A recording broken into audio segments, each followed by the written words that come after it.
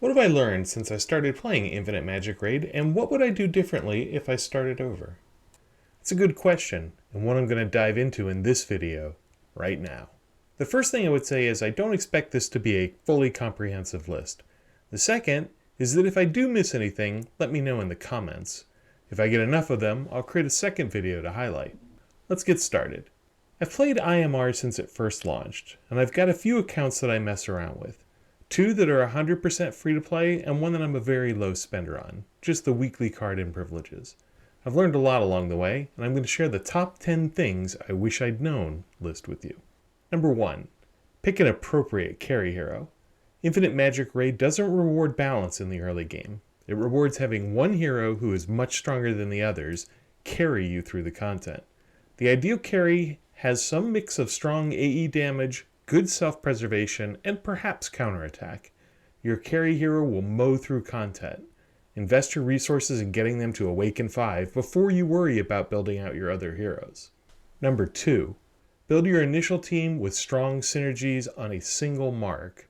The Tower of Mark dungeons demand that all heroes be from a single mark team.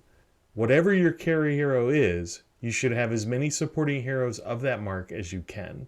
You're less likely to get blocked in quest chapters there. Quest chapters open up strong rewards, like eggs or dragon eyes, that make life easier for you as you go further into the game. Number 3. Pay close attention to the events calendar. Early on, you've got finite resources. Invest them in events that will directly impact your progression.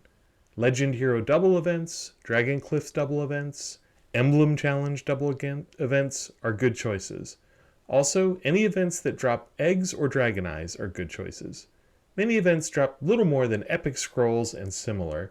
If you've got resources, great. If not, just hit the majors. Number 4. Max out the Dragon Cliffs event. This goes along with number 3, but Dragon Cliffs can directly impact your progression. The last time this event was run, you could collect 20 4-star eggs, which was then doubled for a total of 40 4-star eggs. That was worth almost 4 5-star eggs in total. It's definitely worth doing, even if you have to dip into your gem stockpile to come up with the stamina. Number 5. Make sure you have enough wishes to force a pity legend during the double legend events.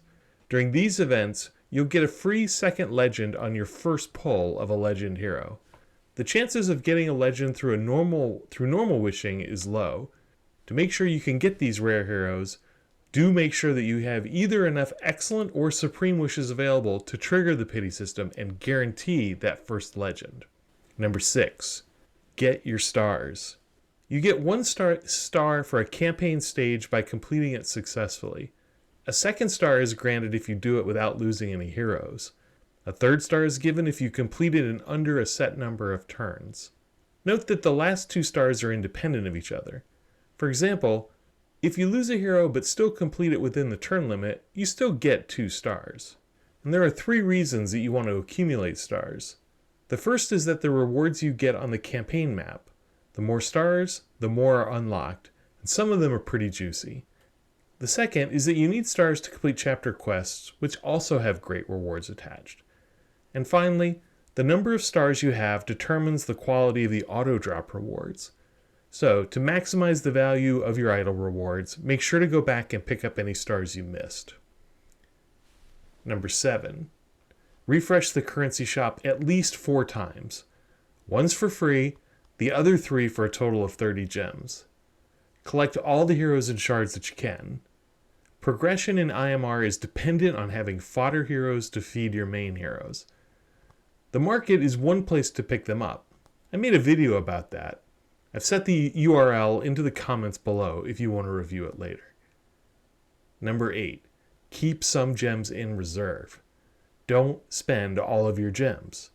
Every once in a while, a 5-star egg will pop in the market for 1,080 gems, and you want to instantly buy that. A single 5-star egg is worth the equivalent of 1,296 1-star heroes. You will save a ton of farming by purchasing these eggs whenever they show up. Note that they are on a hidden timer and will only show up occasionally, once a week or so, no matter how often you refresh the market. Number 9. Don't let any regenerating resources, like tower keys, ever cap out. Stamina is the only exception. The game will automatically regenerate resources like tower keys, faction abyss tickets, arena tickets, and stamina.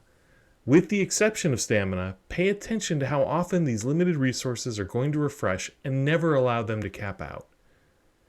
Once they hit their cap, for example 10 arena tickets, they will stop regenerating until you are below the cap again.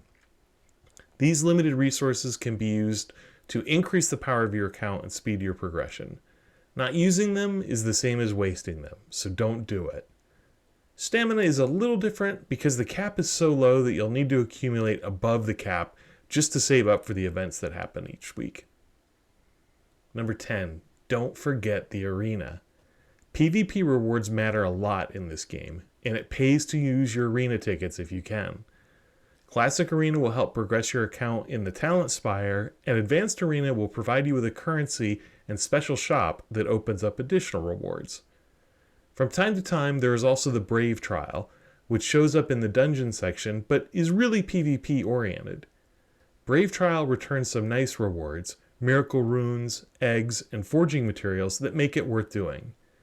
You'll get a fair number of attempts for free, but can also be worthwhile to spend your gems to get further. In the current pass, for example, you can get 9 Miracle Wishes, 1 3-star egg, and 2 4-star eggs, as well as some ore and ingots and stamina. I do recommend getting as far as you can there. And there it is, the top 10 things I wish I had known before I started Infinite Magicraid. If you'd like some additional tips, see my top 5 in the video linked below.